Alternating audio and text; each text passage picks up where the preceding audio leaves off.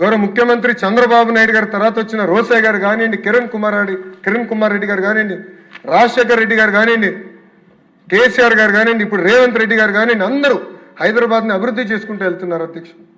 కానీ ఆంధ్ర రాష్ట్రంలో ఏం జరిగింది అధ్యక్ష? ఒక్క వ్యక్తి వల్ల ఎంత విధ్వంసం జరిగింది అధ్యక్ష. 5 సంవత్సరాలు కాదే 30 సంవత్సరాలు మనం వెనక్కి వెళ్ళాం అధ్యక్ష. ఈరోజు ఒక పక్కన టీజీ భరత్ గారు, ఇంకో పక్కన ఐటీ శాఖ మార్చులుగా నేను పారిశ్రామికవేత్తలను కలిస్తే అధ్యక్ష, వాళ్ళందరూ ఒకటే అడుగుతున్నారు, మీరు గ్యారంటీ ఇస్తారా మళ్ళీ జగన్మోహన్ రెడ్డి అనే వ్యక్తి ముఖ్యమంత్రి అవడని?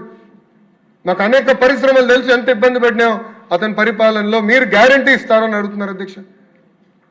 అధ్యక్ష, భారతదేశంలో 100 రూపాయలు పెట్టుబడులు వస్తే 25.3 రూపాయలు ఆంధ్ర రాష్ట్రానికి రోజు వస్తున్నాయి అధ్యక్ష. అది 50 రూపాయలు అయ్యేది అధ్యక్ష. జగన్మోహన్ రెడ్డి అనే వ్యక్తి లెక్కనుంటే 50 రూపాయలు అయ్యేది. ఎందుకంటే అందరూ అడుగుతున్నారు, మమ్మల్ని 50% మంది అడుగుతున్నారు, మీరు గ్యారంటీ ఇస్తారా మళ్ళీ అలాంటి వ్యక్తి తిరిగి రావడం అధ్యక్ష.